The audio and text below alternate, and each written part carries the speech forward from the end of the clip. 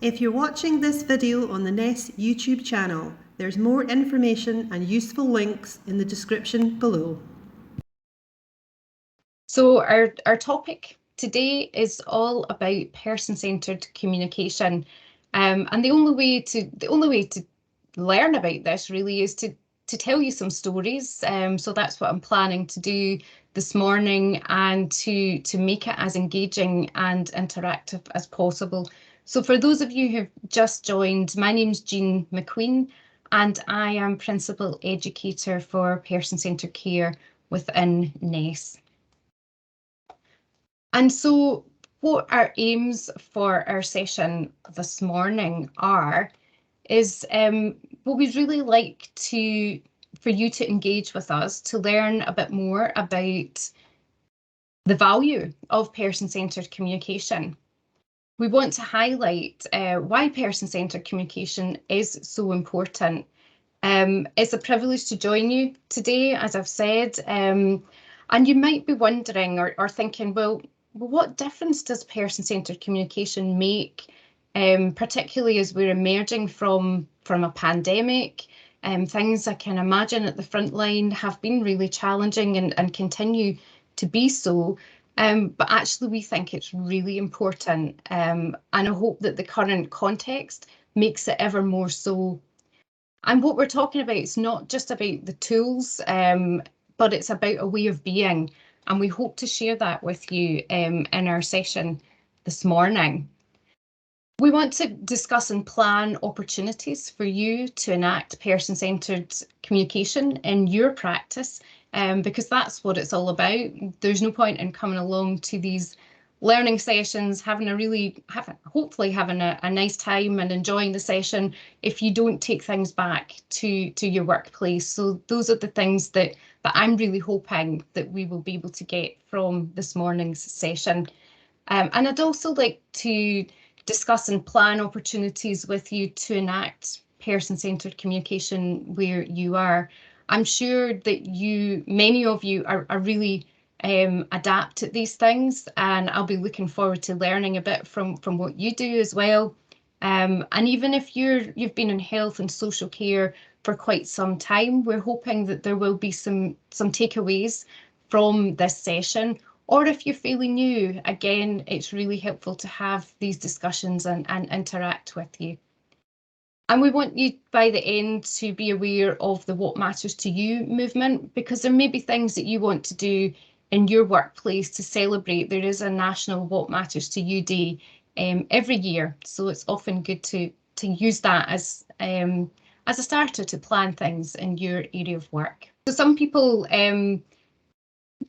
managed to stay in here, which was great, because then I got a sense of what things are like for health and social care and people on the front line. And I was hearing things, I don't know if you had similar things in your group about, how important it is about person-centred communication, about keeping motivated. And sometimes there is that fear of, keep your head down, or that kind of burnout, because we've all been through a really challenging time with COVID. And so it's really good that you've been able to join us, because we hope to have some discussions around why person-centred care and person-centred communication can really help with all of the feelings that people were putting in into their discussions. Okay, so I'd like to get you to think a little today. As I said, this is an interactive session. It's not about me talking to you. I have some stories to tell you, which I'm looking forward to sharing with you. And I hope that you also have some that you might share. But what I'd like to ask you to think about, just for a couple of minutes on your own, is to think about what is person-centred communication. So think about the words that you would use to describe it. And if you've got a pen and paper handy, it might be helpful to take a little note of those, because what we'd like you to do is to, once we've had a couple of minutes to think about it, we can share them. But what I'd like you to do just now is think about, what is person-centred communication? So I'm seeing things about how it's important about communication. It's important. Your body language is also important. It's about a very holistic approach. Amazing. You guys are great. I can see we're going to have a good session this morning, and recognizing individuals' needs. Absolutely. Yeah. So here are just a few definitions just to share with you, and you're right on piece with everything you have said. So your person-centred communication is a process that invites and encourages service users and their families to actively participate and negotiate in decision-making about their care needs. So it's a really active process. It's about what type of communication is important to that person, what matters to them, what's really important to that person, and what matters to them isn't necessarily what we think. So if we don't have those questions, it's really difficult to find out. And it's a way of thinking and doing things that sees the people using health and social care services as equal partners in planning, developing and monitoring care. And it's all about making sure that what we're doing meets their needs, which is really, really important. And what I'd like to share with you, just to bring all of that to life, I'd like to share with you just a couple of stories. The first one is, I suppose it's quite a light-hearted way to look at person-centred communication. It's a personal story, so I've got two stories, one relating to my life outside of work, and one more work-focused.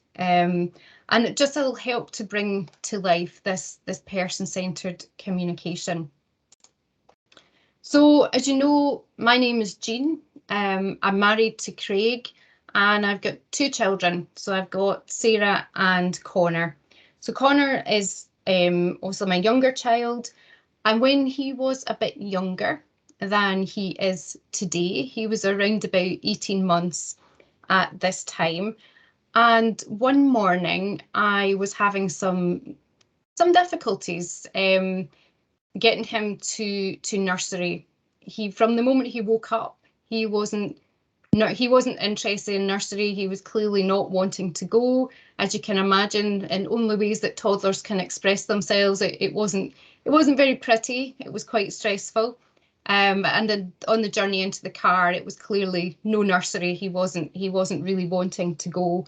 And for me as a mum, that was heartbreaking. I was busy. I needed to get to work.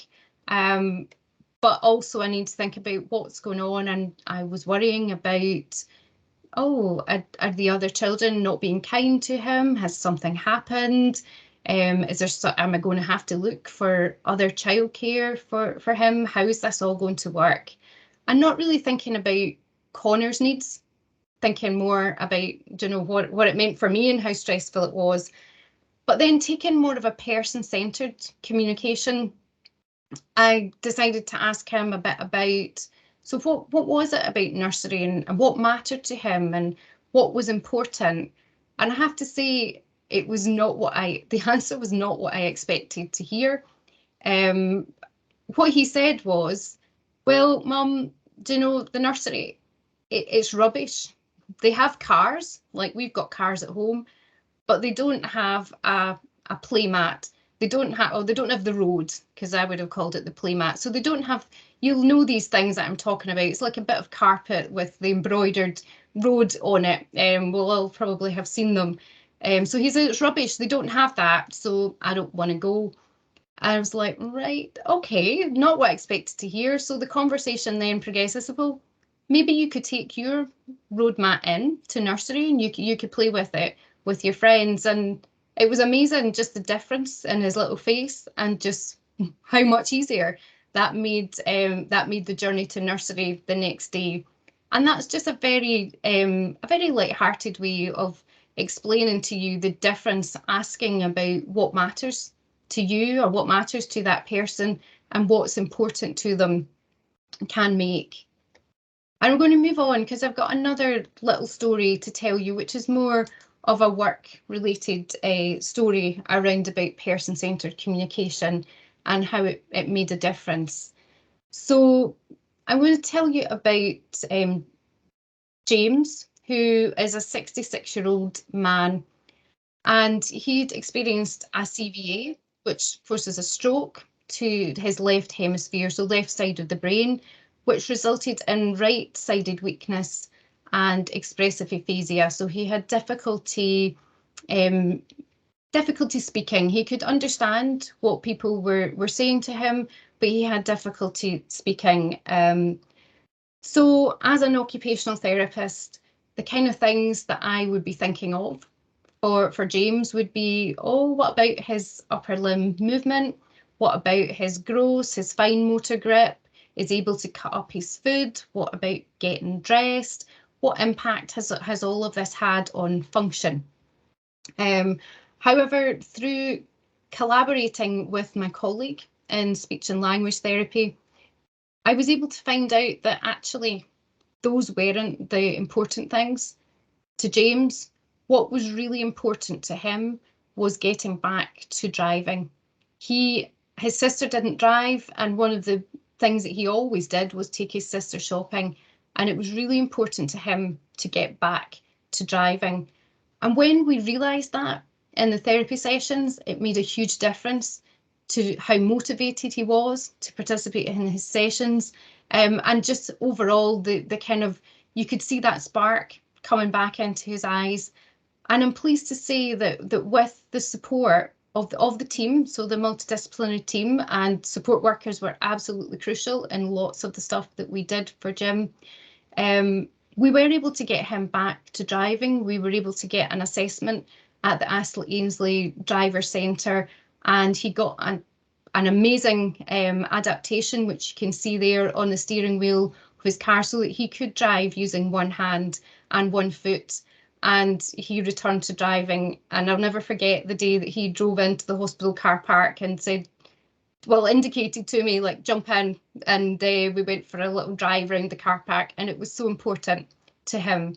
So those are things around about person-centred communication and action. They are just a couple of examples in my practice. But I have to say, I've not always been as good at getting the person-centred communication right. When I've been particularly busy, when things have been really stressful, and I'm imagining what you've all been through with COVID, it can be, we can get a bit of a compassion drain, and it's really important to revisit these things, and that's what makes us do what we want to do in healthcare, is getting it right for people. So I'm going to share with you just a couple of quotes as well. People who know me will know that I'm quite into research, and there's been lots of research on how using person-centred communication and person-centred skills and practice really helps with staff burnout as well, because it helps you to feel good about what you're doing. So here is, and lovely to see all these comments coming in the chat, thank you. Here's a little quote from an article that was published in the Journal of Clinical Nursing from Ross et al. And it was a study looking at implementing person-centred communication. And one of the nurses had said, well, I think one of the main things is to get to know people, to see what they would find valuable. And we were tidying up her locker and we found a bag of makeup. And we thought, oh, we've never seen her in makeup. She obviously does wear makeup because she brought it in with her.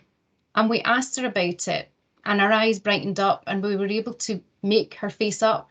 And from that date on, it was like a different person emerged.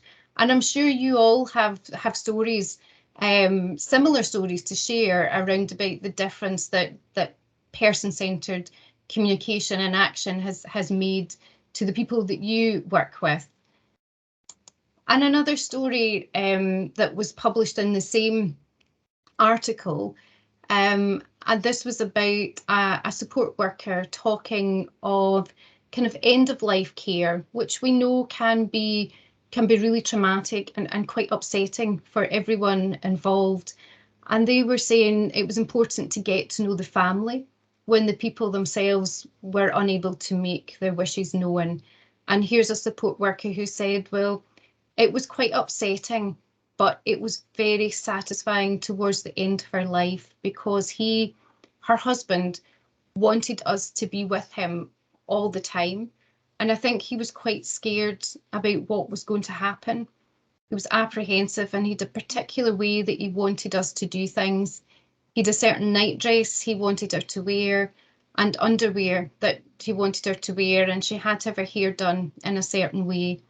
He wanted his own music playing, and he'd got an iPad and he was playing the music in the room for her. And it was a very peaceful ending for her. When I went home, I was upset, but I was satisfied that we'd done everything that he wanted and that probably that she would have wanted. And so in that respect, it was really good. So even in the hardest of times and in the toughest of times, this person-centred communication is so important for people.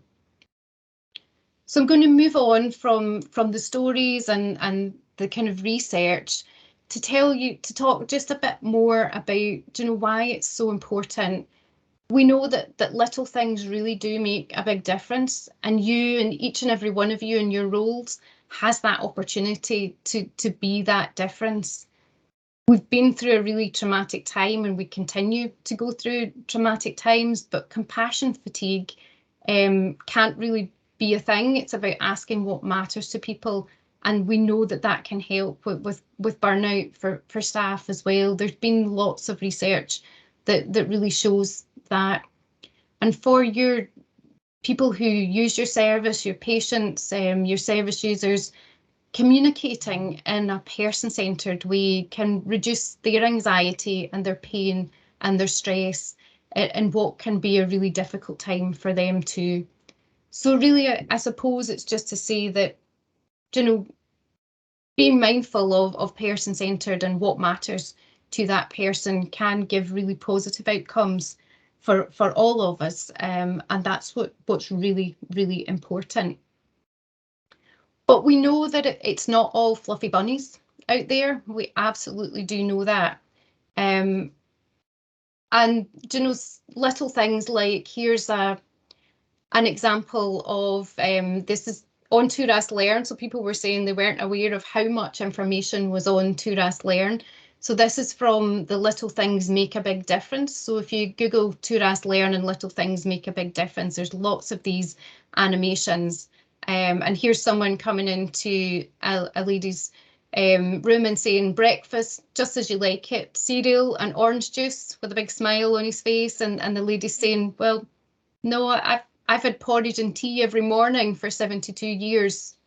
So clearly there's been a little bit of a communication breakdown there in terms of what's important to that lady for breakfast. But we're going to move on, because I was hearing from the people that I had the privilege to speak to in the large breakout room, was that, there's barriers and it's not always easy. It's not all fluffy bunnies and niceties. It's tough out there. And what I'm going to invite you to think about is, what makes person-centred communication difficult? What are the things that get in the way of person-centred communication? Because I think it's important to acknowledge those as well, and we can have a chat about those. So what I'd like to encourage you to do is to have a little think about those barriers and what in your area of work makes it difficult. But here were just some of the barriers we were thinking of, and it's interesting to see if you have come up with many of the same things. So sometimes there is that assumption that we know what matters to people, and hopefully the stories have shown you that it's important not to make assumptions about what matters to people. I would never have known that Connor's roadmap was so important to him. I would never have guessed that. And I wouldn't have known about Jim and his driving being so important either without us having the opportunity to ask. So we genuinely don't know what matters to people, but we need to be curious and keep that curiosity to find out. because that's really important. And I know that someone had put in the chat earlier on that it was important to see the whole person, and absolutely agree with you. One thing that people maybe I didn't see as much of, is sometimes people say, was what if they say something that we can't provide? Are we opening the floodgates for unrealistic expectations? What if we can't fix it? That's a fear, so therefore maybe we don't ask as much. But sometimes it's important to understand that even in listening can be an intervention in itself, and that's really important. And even if you respond by saying something like, well, that sounds really difficult, or that sounds as if it might be challenging to do, what could work? And having that conversation, what could we do, is really important. It's also, some people were talking about culture in the chat. I see, hard to know what to say if it's a difficult topic. Yeah, I can hear that, Amy, coming out, but sometimes it's important to say, well, that sounds a really difficult thing to talk about, and just acknowledge that. When people were saying in the chat, we're not trained to work in this kind of way, or there's a culture about not working in this kind of way, but we all have that opportunity to make a little bit of a difference, and we're going to come on to that in the second half of the seminar. So we're all really busy. That's a definite. And I'm going to share with you a little bit of information that I found from my work, and it's also backed up in research, is that it actually doesn't take that much longer to have those conversations. Thinking about the conversation that I had with my son about what mattered to him about nursery, or what were the difficulties about going to nursery, it probably took me about 40 seconds to a minute to have that conversation.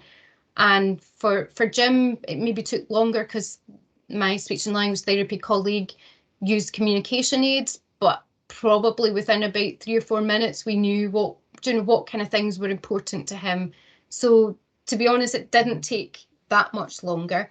And there's been some really interesting work done by Tresiak and colleagues in the States about compassionomics, and I can post a TED talk into the chat for you at coffee break if you're interested to look at it.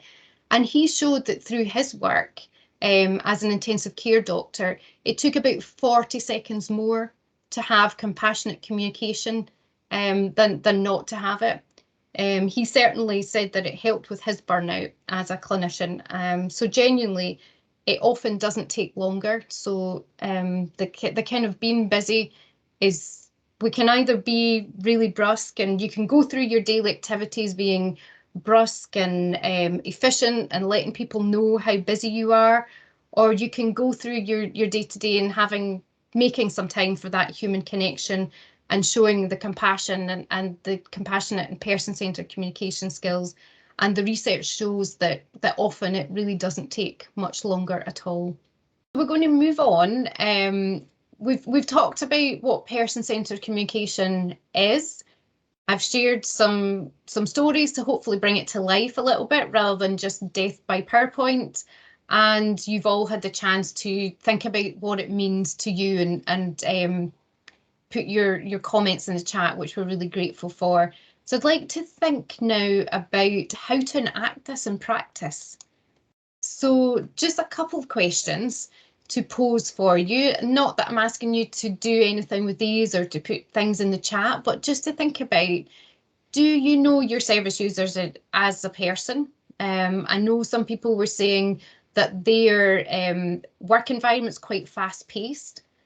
So it might be that that's not as possible, but showing that warmth, that kindness, that compassion, the smile, those kind of things can be really important.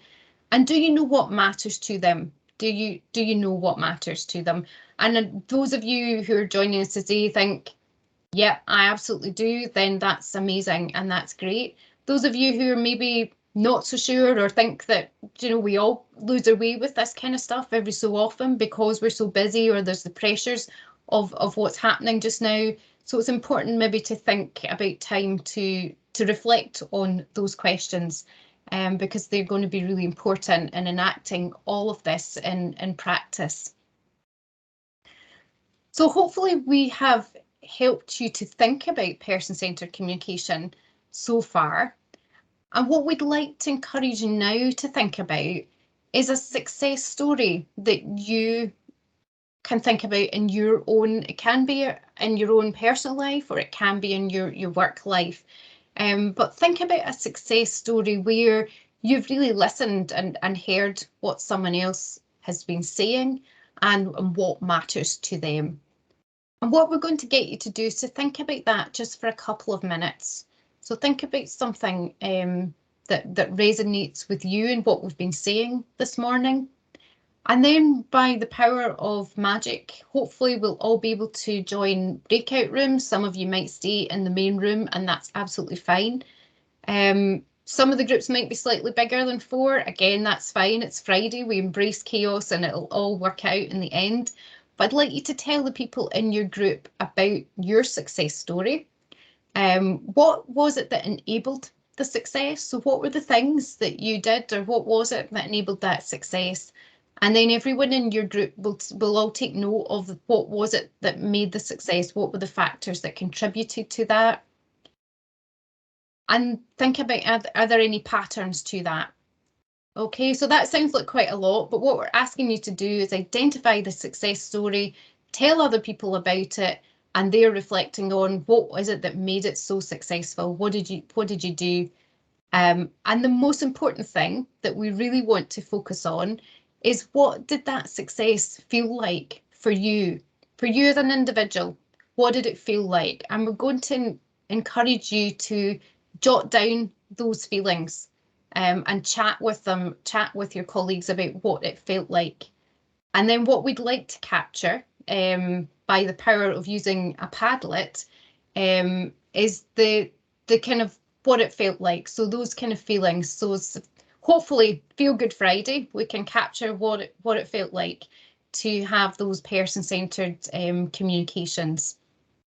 Well, certainly the people who remained in the main room, we had some great conversations. We had a lovely story that was shared by Victoria, just how person-centred communication, she found out something that she would never have known before, and the problem wasn't what the clinical team thought the problem was, and how that made her feel empowered, and she felt really good about the care that she was then able to offer that lady that in her care.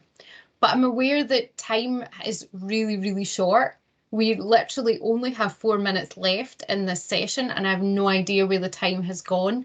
It's been such a quick whistle-stop tour of person-centred communication. But what I would like to get you to reflect on just before we finish, and Katie will also put an evaluation form up, because I'm also interested in what matters. What matters to me is that you've taken something from the session. So what matters to me is the evaluation form and your feedback, because I want to make things better in future. But in terms of before we finish up, I'd like you just to reflect on what we would call your 15% solution. I don't know if I can share the final slide with you around about that. But what it's all about is, imagine that you have the power to do something in your area, but focusing on what you have the freedom and the discretion to do now, without needing additional resources, permission, authority, or control. And it's the kind of things that lots of you were talking about when you were talking about success in your room.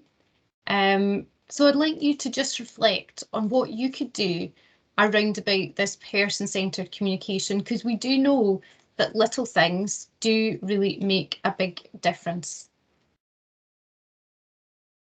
So take a little minute just to reflect on what your takeaways are and what you could do to enact this within your area of work.